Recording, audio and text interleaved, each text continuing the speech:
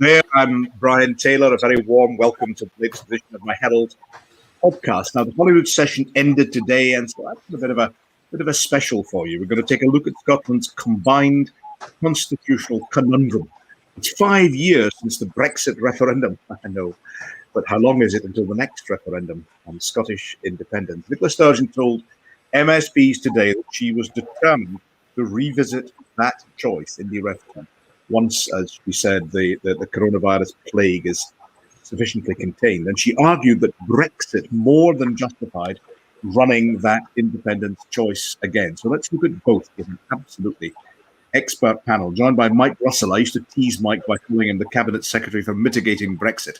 But now, having stood down as an MSP, he's taken charge of the SNP's independence campaign. Also on the panel, and delighted to welcome Peter Duncan, formerly the Conservatives' Shadow Scottish Secretary. Delighted to welcome Kirsty Hughes, Director of the Scottish Centre on European Relations, and Michelle Ballantyne, a former MSP who leads Reform UK Scotland. And absolutely delighted to welcome my colleague from the Herald, David Ball. Thanks all for joining us. Mike Russell, first of all, we have it's 5 years since the referendum, a report from the Scottish Government suggesting it's not exactly going wonderfully. Presumably would, of course, endorse that verdict from your former governmental colleagues. I would, and it doesn't actually need a report from the Scottish Government to tell you that 5 years on. I saw today Glasgow University had retweeted a piece I wrote for them the week after the referendum, which I think we all presaged that this wasn't going to go well. Precisely how badly it has gone really is the issue now. We've seen today an announcement that, for example, O2 is reintroducing roaming charges for people who will be going onto the continent. We've seen that exports of foodstuffs have virtually collapsed. We have a horrible set of problems, and those horrible set of problems have been exacerbated or created by Brexit. And it didn't need to be this way. There could have been a much softer Brexit. I would still have been against it, but it wouldn't have been as damaging in this way. So that the choice is stark. The choice was pretty stark 5 years ago. It's been a very difficult 5 years. Every attempt at compromise that we've brought forward has failed. There isn't another choice. The status quo is completely dead. So the people of Scotland will have to choose, and will choose, I think, between a Brexit Britain, which is a broken Britain, which is a backward-looking Britain, or independence. It is simple as that. Independence within the EU in a modern constitutional set of relationships. I'm looking forward to that challenge because I think the people of Scotland will choose that. Mike, thanks. Let's debate, later. Let's hold off on the idea of the justification for an independence referendum. Certainly, let's put that into the mix as well. But just sticking for a moment to the impact of Brexit, Michelle Ballantyne, would you accept that there have been problems, for example, with Scottish exports? Would you accept there have been problems? Would you say these are teething troubles? Would you say there can be, advantages in the longer term? Yes, of course, I accept there are problems, but I think there's two things to remember in all this. First of all, we actually only left in January of this year. Mm-hmm. So it hasn't been 5 years. There were 4.5 years of back and forth and negotiation and people trying to undermine it. But we only actually left in January. So we are only in the first 6 months of. Oh dear, it's going to get worse. No, I think that's dear. Those of us who are actually exporting, and I'm one of them, we have a company that exports. January was a very odd month. Many people actually bought a lot of goods in before January. We stockpiled a bit just to knowing that January would be difficult. So yes, we saw a fall in January. We saw a slight pickup in February. In reaction to that, but overlaid across all of that, of course, is COVID as well, and all the restrictions that have come with COVID. And most of the people I'm speaking to, when they're investigating their supply chain difficulties, for example, a lot of it is more related to COVID than it actually is to Brexit. You think that explains? You think that explains the problems that, for example, the Scottish seafood sector has been having and exporting to France? No, of course not. Of course not. And there are absolutely bound to be problems when you first instigate it. And we know that some of the checks were messy. We know that paperwork was messy at the borders. But wasn't it forecast that there's no way the remaining EU countries would make it easy for the departing UK? No. I mean, they made it very clear that they would do everything in their power to make it difficult. They want to disrupt it. They want to make it difficult. This is complete nonsense. Kirsty Hughes. Kirsty Hughes. I'll come back to you in a second, Michelle. Kirsty Hughes.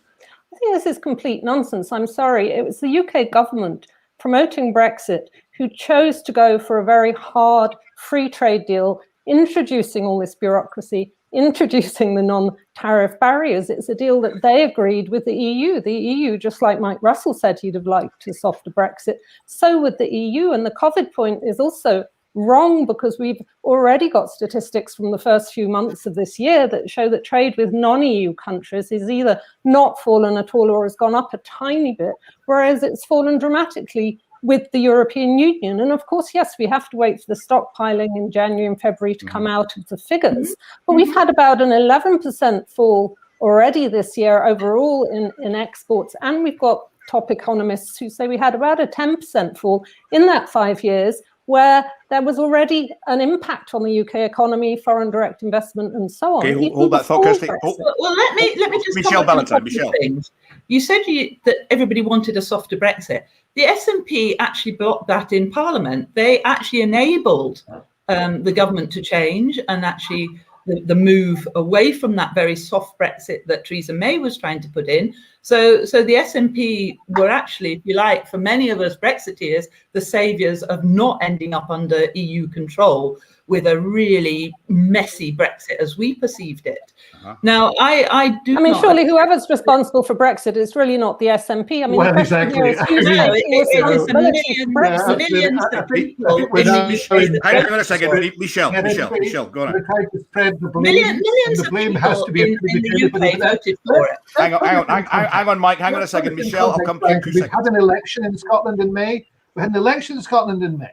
And Michelle, who was incredibly the leader of a party, the leader, I believe, of the Reform UK Party, got a massive total, right? I'm looking at it here, of 5,793. That's not in one constituency. I never went into the elections. I never went into the elections expecting to get a large vote. 2 seconds, Mike. Michelle, finish your answer. Then I'm going to bring in Peter Duncan. Michelle, please. I never went into the elections expecting to get a vote, okay? So that was not in any shape or form a surprise to me. But Mike, over 1 million people in Scotland voted for Brexit, and you have singularly failed. You have singularly failed to represent them at all. You have never, ever done anything to help in terms of delivering Brexit, which was democratically voted for. You have undermined it at every single turn. So you cannot now complain when there are issues with it, because if you had been more supportive of the democratic vote, we might have a better position all round. But I would say this, there is going to be difficulties. Of course there is. Nobody ever denied that there wouldn't be difficulties. And there will be shifts in trade and shifts in relationships. And they do not happen overnight. You say that nobody denied there would be difficulties, but surely cabinet ministers, UK Conservative cabinet ministers at the time, said it would be a scoosh. They said it would be the easiest thing on earth to strike a deal with the remaining European Union members. I certainly never said that, and I certainly never said it would be easy. Of course, all change is difficult, and the kind of change we've just undergone is extremely difficult. And anybody who thinks otherwise is naive. Thanks for that, Peter Duncan. Hang on. You're very keen to bring in Peter Duncan. Peter Duncan, what do you make of what you said? I was just going to observe, Brian. I think, like a lot of debates in today's politics, quite a lot of this would be improved if there wasn't so much absolutism on either side of the argument. I mean, I think people. I voted for Brexit. I'm pleased it's happened. I don't deny that there are difficulties, and there will be difficulties. There'll also be massive opportunities. On the same basis, I think the debate would be improved by those who defended our place in the EU if they also granted the fact that there will be some advantages. There are advantages. What are those advantages? The government Kirsty Hughes, go on, Kirsty. Well, I mean, David Frost is just talking about appointing a head of a Brexit opportunities unit to look for opportunities. I mean, this is the problem with Brexit. There are no benefits. There are only costs. I'm afraid. Peter Duncan. I think probably the 82% of the British public who have had their vaccinations probably would say that actually that's one advantage of having left the EU. No, it was not. Because I think. Let Peter finish. I readily recognise that it's entirely possible for any country within the EU to decide to opt out of the vaccination programme and do it themselves. But are we really saying that if the UK was still in the EU, we would have opted to do things differently? I think that's a fantasy. I'm not sure that's what the constitutional people 50% more excess deaths in the UK than in France and Germany. 50% more people died here. It's ridiculous. We could have done Mike Russell, you were desperate to get in. Mike Russell. It's pathetic. I mean, it's sad, actually, to get to the stage where we've had 5 years of absolute chaos. We are facing, a continued economic collapse. We are going to face and one thing I would agree with Michelle about, we haven't seen the awful effects of all of this yet, because COVID has rather sheltered us from them. We haven't had masses of people traveling, and they're going to discover when they start to travel how difficult that is. And after all that, the people who are proposing Brexit, who forced it through against the will of the Scottish people, are actually telling us that they can't think of any advantages, but it might be the COVID vaccination, which is simply untrue. This is a pathetic set of circumstances, and Peter and Michelle should be ashamed of the damage they are doing to Scotland. I'll come to them in a second. David Ball, you move that. David, remind us that we have this argument about mandate. Of course, the people of Scotland voted one way, didn't they? And the people of the UK as a whole voted a different way, didn't they? Yeah, that's right. But we have to be clear. It was a UK vote that voted to leave. However, it hasn't helped the unionist cause by the majority of Scots who voted to remain. And it is playing into the SNP's hand to a bit, the fact that this has been such a mess. A lot of the problems we are seeing are down to political decisions made by the Conservative government. I don't think anyone who voted for Brexit would have expected 5 years later to be still arguing over the Northern Irish Protocol. Yeah, agreed. Peter Duncan, what about that particular element of the problem and the conundrum we haven't mentioned so far? Well, two things. I mean, one, I'm not surprised it took so long to come to agreement, because constitutional divorces are complicated, and I think as we come on to that debate later on, Brian, we might. What might you have in mind? I can't imagine.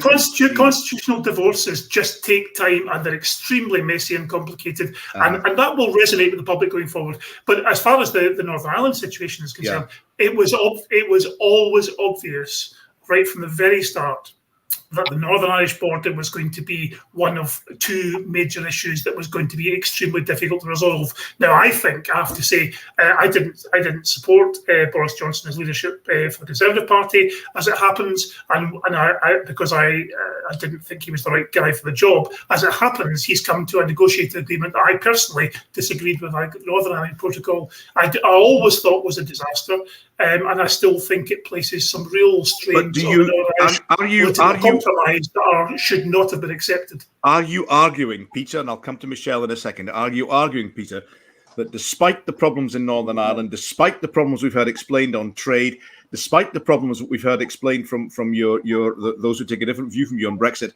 on potential travel, are you still saying it's worth it? It will be advantageous to the UK and to Scotland? Yes, and to be clear, I didn't campaign on Brexit. I happen to be a Brexit voter. I voted for Brexit. And the reason why I took that view is I've never held the view that we were socially, economically, politically, emotionally a European country. I just didn't think that. We're part of Europe, but we were never part of the European Union project. I've just never felt that. We, do you mean the UK or do you mean Scotland?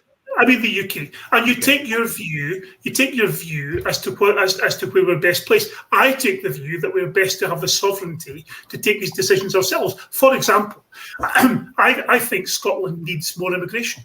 I think Scotland needs more people. I'm coming towards my latter years, and in doing so, I'm looking forward to my pension being paid. And for that to happen, we need more workers. We need our economy to grow. And I think Brexit is one route towards taking a decision on immigration that allows us to attract the best from across the world. and So good Kirsty, things that we've just lost all these. Kirsty Hughes, you're shaking your head. Yeah. Yes, certainly. I mean, we've just ended free movement. We've made it so much harder for EU citizens to work in this country, let alone to feel, I mean, they do feel welcome in Scotland, but they don't feel welcome in England. This is utterly absurd. We've just compounded existing problems. And also, I think, you know, even in England, Scotland clearly is a European country with a majority of its public. They voted 62% Remain. They disagree with Peter, but YouGov did a poll yesterday and 55% across the UK said the decision to leave was wrong. So, you know, you've created huge divisions even in England, let alone putting a border to Northern Ireland, alienating Scotland further, undermining devolution. You know, the list goes on and on. Michelle Ballantyne, what do you make of that? It's caused nothing but problems. I think if you're asking me, do I regret? No, I don't. I still think we've done the right thing. And the reason for that, and like Peter, I had similar starting points to Peter in terms of why I ended up supporting Brexit. But there's a broader point as well, and that is the future. It's the direction of travel. And if you look at the EU project and its direction of travel, it is alien to the sovereignty of the UK. Wow. The idea that we would have increasing political and monetary integration in order to make the EU work, which is going to be essential for the EU, does not fit with the sovereignty of the UK. And as an island, whether people like it or not, as an island, we are separate. We don't benefit from the same things that, say, you know, crossing from the Netherlands to Belgium and into Germany, where that border crossing and the signposts are right there, and you may be crossing those borders every day. We don't have that same position as an island. Mike. And we didn't give up sterling for very good reasons. And I would never want to give up sterling and go to the euro. And I know many people in Britain and the UK as a whole agree with that. I do not want to give up our flag and sit under an EU flag. And I do not want to give up the British Armed Forces and sit under an EU armed forces. Mike Russell, you were shaking your head throughout almost all of that speech. Mike Russell. Well, I mean, the state of constitutional sclerosis that exists within the Conservative Party and within its right-wing nether regions, like whatever Michelle leads in Scotland, is just astonishing. You know, I mean, you want to give up your sovereignty. You want to sell Scotland out and give it to the EU to rule. And Mike Russell. In the modern world, we need to work with each other. Sovereign units pooling sovereignty in order to work well with each other. It is an established, good, positive way to do business. What we have in the Conservative Party at the present moment is people who, you know, truly are conservative. They refuse to change. They are encouraging the largest non-elected legislative chamber in the world. Boris Johnson has lied repeatedly on almost everything, and particularly lied over the Northern Ireland Protocol, and lied to people, you know, on camera about what it would mean. And we've gone through all that, and yet we're sitting here listening to two people who are saying, you know, nothing to see here. It's all particularly marvelous. It'll all come good, and we're going to be wonderfully well off on this island. Let's bring in Michelle. The point I made, Mike. Hang on. Michelle, then Peter. Michelle, hang on, Mike. Michelle, then Peter. Mike has always been one of those people that takes great delight in pompously insulting other people's opinions if they don't agree with him. No, I'm trying to. The reality, Mike. Don't patronize me. I'm trying to see the world. Michelle Ballantyne. But the reality of a lot of people, and a lot of people in business, is that we see the world in a much broader way, and we are not giving up trading with our European partners. We are not giving up being friends. You could say they're giving up trading with us. Married with EU people. No, we're not. I still trade with the EU. That's what we are still trading. You've given up free movement of capital. You've given up free movement of goods. We have given up freedom of movement of people, but we haven't given up having people coming into our country to work. Thanks for that, Peter. My sister-in-law is Dutch, and she is working here. Okay, bring in Peter. This is not a change. Peter Duncan, please. I make a second appeal. I mean, I've got a lot of time for Mike. He and I have spoken many times over the years, but I would just gently say, I mean, I haven't said, Mike, nothing to see here, move along. I said the absolute opposite. I said on either side of this debate, we could do with seeing things in less black and white terms. I accept there are significant challenges in leaving the European Union. I always have and always will, and hopefully will work through them. But I just happen to take the view that the benefits are greater than the risks. You clearly, and Kirsty, take the view otherwise. You take the view, actually, there are some benefits, but you take the risk. Let's just see it more in greater terms. Coronavirus. Hang on. Peter Duncan, give us a few concrete examples of benefits down the line, not the coronavirus, which we hope is transient, but some permanent benefits down the line for Scotland and the UK on leaving the European Union. I think it will be significantly to our benefit to operate in an international trading environment where we can take our own decisions. I think it'll be significantly to our benefit that we can take decisions down the line on some of our taxation systems that we could not take other than within the European Union. For example, we are forced to levy VAT on heating, for example. A future government might decide, actually, do you know what? We'd like to remove that VAT on heating because it disproportionately impacts the poorest in our society. Those are the kind of changes I think are now Kirsty Hughes, what about that? The argument that it would give us greater liberalisation on an ability to change on taxation and economic policy. I think, on the whole, it doesn't. First of all, on the international trade point, we have much less power as a 60 million strong country on our own than being part of a 500 million bloc. And I heard that point admitted by one of the UK's top officials off the record. So I'm not going to say where or who. The other day, and Michelle talks about loss of sovereignty, but what did we lose? As she said, we got an opt-out on the euro. We've still got the pound. We've still got our seat on the Security Council. We had that before. I think what's really sad here is you talked, Michelle, about the EU is still our friends. But when I talk to people across the EU member states, that's not always clear. And there's certainly not a friend of the UK government. It's lost trust. Can I just finish? It's lost its Kirsty, finish, then Michelle. It's lost its international reputation. People say to me, what happened to the professional, pragmatic UK? Is it ever coming back?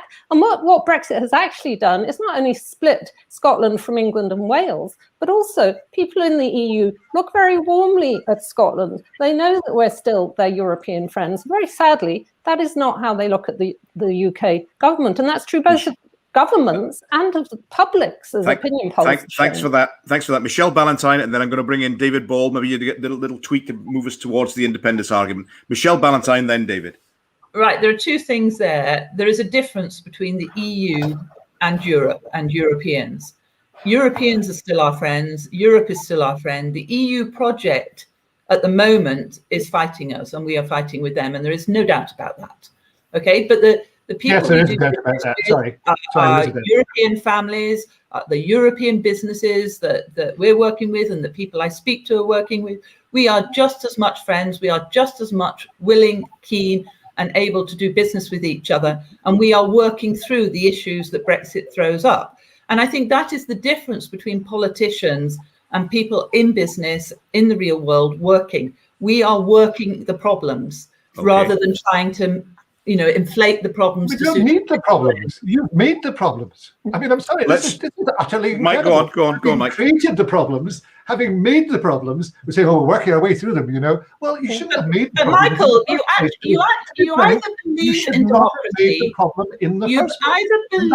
democracy, These are the people who Peter, let me just say something. Brian, if I could say something to Peter, because he's very nice about me, and I want to be nice about Peter too. I've always gone really well with Peter. I disagree with him on lots of things, but I've gone on really well with him. I spent the last 5 years of my political life on this. If there had been the boasted advantages, as Burns said, of the Union to be found, I would have noticed them peeping out. The only one that the UK government wanted to talk about all the time was fishing. And in the end, they betrayed the fishing communities and the fishermen. They let them down very, very badly by their own admission. So I'm sorry. if I could find, Peter, something that was glowing away there as a great benefit. Hang on, Mike. This was Mike, a huge misstep. It was a you genuinely can't we're see. all going to pay for it unless Peter. Peter Duncan, and then I'm going to bring in David Ball. Peter, then David. Yeah. So Mike, are you seriously saying that, in all honesty, with accepting that you see lots of risks and lots of disadvantages, and you think they overwhelmingly outweigh any advantages, are you honestly saying you can't see one single advantage at all? He is. Of leaving Yeah. I am. Let's bring in. Okay, hang on. You see, there's no doubt as good as being a member of the EU. Everything else is a compromise. Okay. Let's bring in. Wait a minute, Peter. Peter, hang on. Let's bring in David Ball. David, a couple of developments this week on the independence issue. Suggestion from Michael Gove that the UK government would say no to a referendum in the current Westminster term, and a speculative piece in one of the newspapers suggesting that perhaps the franchise should be altered to allow those, Scots elsewhere, Scots born, presumably it would be a definition question elsewhere. Where are we on the idea of an independence referendum? First Minister saying today she is adamant that the choice will be put before the Scottish people in the near future. Where are we on this one, basically? Well, it's all gone a bit stale since the election, really. We had all these promises and declarations from both sides during the election campaign, but it's gone very cold. And yes, we've had these sort of little hints at maybe some of the tactics that the unionist side are going to develop, like the franchise and talk of bringing Ruth Davidson back into the fold. But still, there's that adamant message that there's not going to be a referendum from the UK government. So at the moment, was it adamant though? It wasn't all that adamant. I think the quote was, "I can't see it" from Michael Gove. Well, just because he can't see it doesn't mean it won't happen. No, that is true. I mean, it's still not categorically ruling it out, but again, it seemed to me he was. No, the power still lies with the UK government to grant it, unless we get into a court battle, which we may end up. Okay, Peter Duncan, you were smiling gently at that description. Do you think a referendum in the near future independence is likely? Well, I think there's one interesting coincidence of dates, and that is if you accept the likelihood that we're not going to see an independence referendum in the first half of this Parliament, and you also accept the theory that perhaps Boris Johnson might be tempted to go in the spring of 23 rather than the spring of 24, then I think there's a potential that we might not see a referendum until after the next general election. I think that's possible.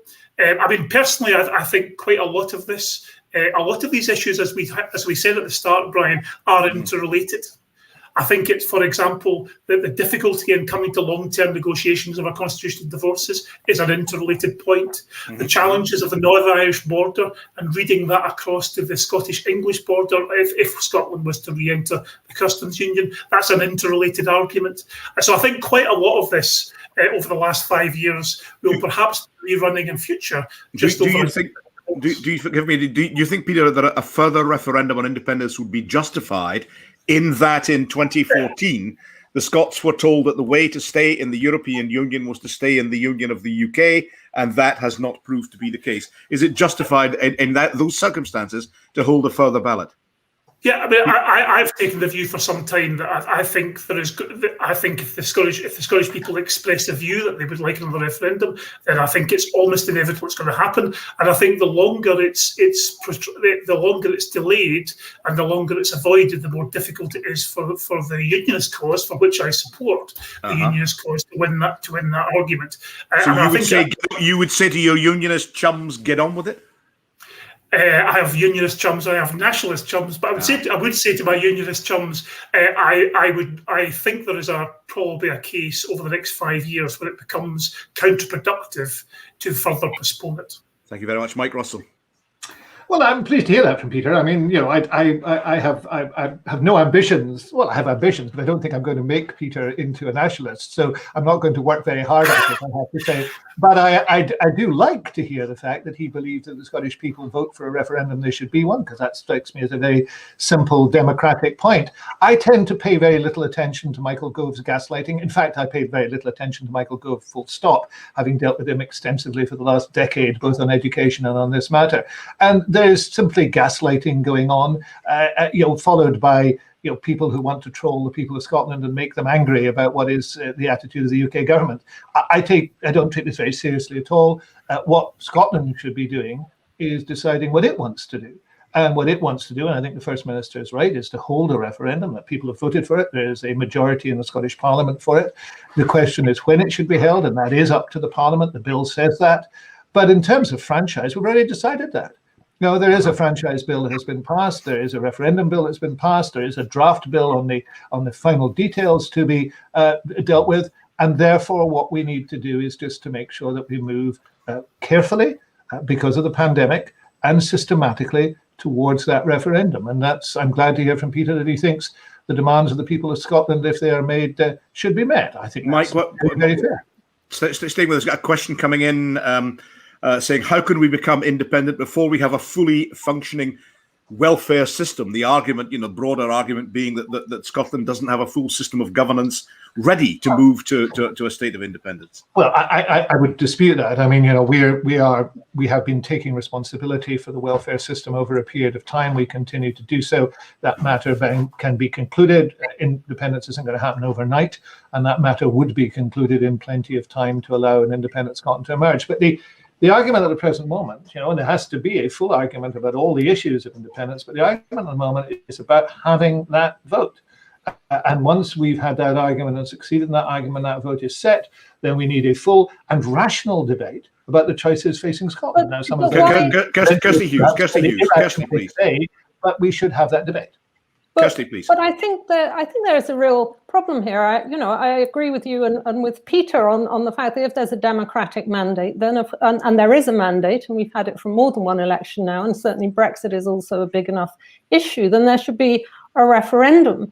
But I think there's a big hole at the heart of this. It's the biggest elephant in the room that we keep talking about whether and when. Even a lot of the infighting in the SNP is about when and how fast to have a referendum. And we should be talking about the policies now. So of course it's possible for an independent Scotland to set up a fully functioning welfare system, but we need to know how long that would take. We need to talk about the transition out of the UK, being a state, into the EU. And as you know, while you were cabinet minister, there was a lot of work in your department going on about accession to the European Union, and that got put on hold because of the pandemic. But surely this work needs to see the light of day now. We don't just want to discuss this during the referendum. We have work to finish.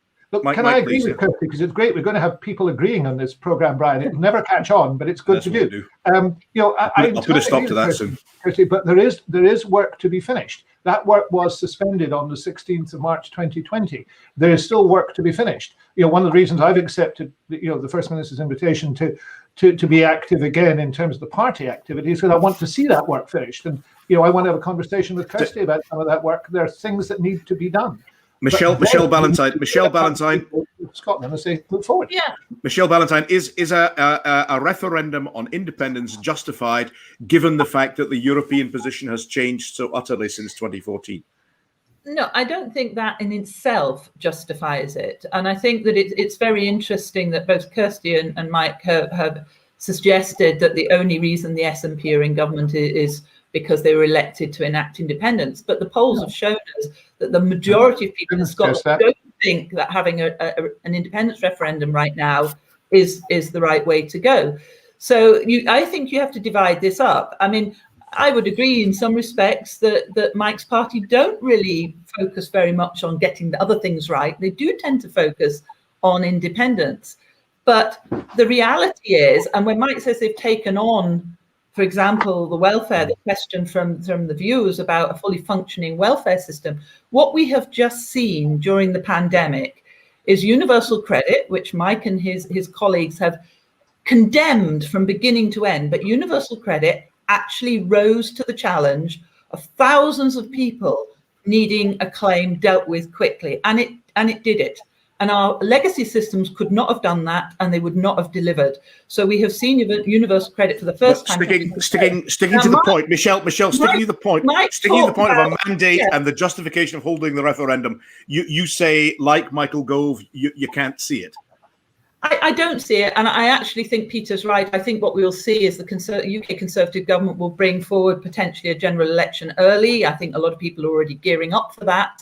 And I don't think there'll be the space in the democratic sort of agenda, if you like, to put in a Scottish independence. I do think it is wrong to say. I mean, even Mike's, hang on, Mike, hang on. Mike's big headline welfare benefit, the child payment, is paid linked to universal credit. It doesn't stand alone. It is reliant on universal credit. I don't want to go down that particular road.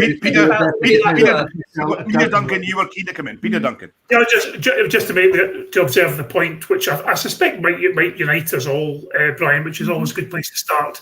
And that is, I think the First Minister will want to hold this referendum when she thinks she can win it. That's the reality. It is one thing to hold a referendum. It's another thing entirely to achieve the political objective, which she quite legitimately has, and to speak to the electorate. And I think, to be honest, that there is not yet quite the evidence of that. Remember that after the 2014 referendum, and there was that tide of support. There was talk of the 60% support mark. That was the point when we would hold the next one. I don't see any evidence of that yet. That's not to say things might change over time, but I think at the moment there is probably consensus, and it's helpful for the First Minister actually to get further procrastination from Westminster, because it both creates resentment and also achieves her current objective, which I think is to hold it later, not sooner. David Ball was a suggestion that Nicola Sturgeon is already quite cautious on tackling coronavirus, cautious on coming out of it. Do you think she's also cautious on the timing of a referendum on independence? Yeah, I think so. In the SNP manifesto, it was quite clear, crystal clear, in fact, that an independence referendum wouldn't be held until the immediate pandemic had been resolved. She said that again today. Yeah, Yeah. So, and I think that balance, and she doesn't want to put people off. Obviously, she needs to be prioritizing the pandemic. But as Peter said, she wants to hold it when there's more support for independence. But at the end of the day, it's going to be completely out of her hands when this referendum is held. As Quebec and Canada has shown, you only get two shots. It only happens twice. Yeah. If you lose the second one, it's over. It's gone. Kirsty Hughes. Give one point particularly. Do you think that Brexit and EU membership for Scotland would be a defining element in a further independence referendum, or do you feel that the people of Scotland are more, if you like, intuitively communautaire than elsewhere in the UK? Because that's been somewhat countermanded. I really do think they are, both in that there isn't this neuralgia about feeling European, but also if you look at Boris Johnson's ideology, I'd call it, of global Britain, I don't think that really resonates in Scotland. You don't have to be pro-independence to think, oh yeah, we can compare Scotland to Ireland or Finland or Denmark. So it's a completely different sense of where we are in the world. And I also think, I mean, we'll see when the timing is, but why not have an independence referendum before the general election? Then the UK can vote and see what sort of UK government it wants to negotiate that divorce. Mike Russell, it was said at the time of the 2014 referendum that it was a once-in-a-generation decision. Why has that changed in your view? Well, all politicians describe elections as being the most important, the once in a generation. I mean, Corbyn described the UK general election as being once in a generation, I think, in 2017. There was, the Edinburgh Agreement was clear about what happened, and, circumstances changed very dramatically. And indeed, I stood in 2016 on a manifesto that said Scotland being taken out of Europe against its will would be grounds for another referendum. So I think we've been entirely clear and consistent. Can I, Brian, perhaps just unify... The idea of unity from Peter Duncan seems attractive. Can I unify a debate that we've been having with Brexit with this? For God's sake, guys, give it a room for any sake. I mean, you're it's a big Balzac. Made a really nice an interesting contribution to the debate about Irish unification. And one of the things he said then was that there was no majority, he said, any more in Northern Ireland for either unionism or nationalism. In other words, they were in what Brexit had done was created a new set of circumstances to which people needed to talk and they needed to define themselves anew. I think that's a pretty accurate statement in terms of the whole of these islands. Wales is in the same position, Scotland is in the same position.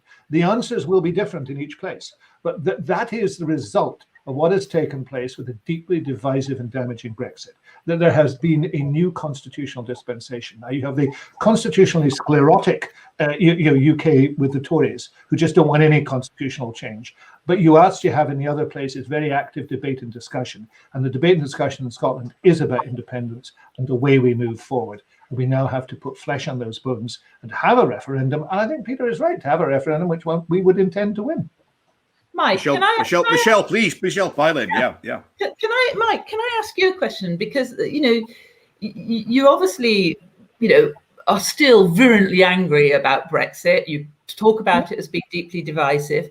Do you genuinely believe that a Scottish independence referendum would be all friendly and, if you got your desire and you managed to break up the UK, that it would be without problems and it would be easy and it would, flow and there would be no border between Scotland and England? I mean, I'm unclear how you see Brexit as such deeply dividing, damaging, all these words, and you think that breaking up the UK wouldn't be. Mike Russell. Yes, because I believe that we should go into a referendum on independence, a second referendum on independence, very mindful of the damaging outcomes of the Brexit referendum, determined to try and have as unified a campaign as possible, acknowledging the difficulties that exist. Now, the lesson for that exists in a number of places, for example, in Ireland on the abortion referendum, where we need to have a broad tent. We need to welcome people into it, and we need to find a way to try and reconcile people to change. And that is hard to do. One of the reasons for setting up the Citizens' Assembly was also to find different ways of having debate and dialogue about serious and contentious issues. So I believe it's not only an ambition, we should have built into the DNA of any new referendum the way in which we approach that. The outcome. Why don't you apply that to Brexit? Why don't you apply that to Brexit? Well, I'll tell you precisely. Let him answer. I'll tell you precisely what the problem there was. Because in the aftermath of that referendum, if Theresa May had taken into 10 Downing Street the leader of the Labour Party, the leader of the Liberals, Nicola Carwyn, and the Northern Ireland leadership then and said, look, we've all got to get something out of this. You may not like it, but we've got to get something out of this. That could have changed things. Instead, we had the hardest, most ideological right-wing approach, which has damaged everybody, and which paid no attention to the views of others, and still doesn't. In fact, worse. Kirsty, thanks, man. Hang on a second, both. Kirsty Hughes, a key question: would the European Union should there become an independent Scotland, and should it seek European Union membership? Do you believe that would be facilitated and welcomed? Or do you believe it would be problematic and fraught with difficulties? I think it would be facilitated and welcomed as long as it had been agreed between London and Edinburgh. That doesn't mean that the EU would welcome the UK splitting up. But if we get to the stage where Scotland is independent, a small northern 5 million strong country rejoining the EU is not the problem. And if I just add on the Brexit versus independence debates, it seems to me, as I've said before, Brexit is all about costs. Independence is about costs and benefits, and it's also not about isolationism, which Brexit was about. It's about rejoining Europe. So, of course, there are similar issues in some ways on borders, but there also is a very different perspective. Michelle Ballantyne on that. Yeah, I mean, I find that quite amusing, because that is that perspective of mindset of only seeing one side of a fence costs and benefits. There's costs and benefits to Brexit. There are costs and benefits to independence. But what there hasn't ever been is honesty around both sides of the fence on both debates. And I think that's always been the problem. I've got a lot of time for my SNP friends, people who want independence, who talk to me about the difficulties that we would face and the problems that we would incur, and the massive changes that would have to take place in Scotland if they were to get their desire. We're almost out of time, folks. We're almost out of time. Final Thanks, Michelle. Almost out of time. Final forecasts on when you see an independence referendum occurring. Can you put a year on it? Can you put a timetable on it? Peter Duncan, when do you think it might happen, if it happens at all? In this decade. Okay. David Ball. I think if it happens at all, it will be to the second half of this Parliament, I would have thought. Okay. Michelle Ballantyne. I think if the general election comes before it and Brexit settles down, it might never happen. If it does happen, it'll have to happen fairly soon. Kirsty Hughes. I would say 2024 and back in the EU by 2030 if it's a yes. And finally, Mike Russell. Oh, I'm absolutely not going to say, except I'll go with what the First Minister has said, which is in the first half of this Parliament, and I think that is correct. But, the fact that Michelle has said apparently there's no space for it in the crowded democratic calendar that we have in this country, I just find amazing. I said if we go to an early general election. Many thanks to all my panel today. Thanks to all of you for taking part, and many thanks to those of you. All my thanks to those of you who've listened to this, viewed it in whatever format has been possible. From me, Brian Taylor, to Lou the New.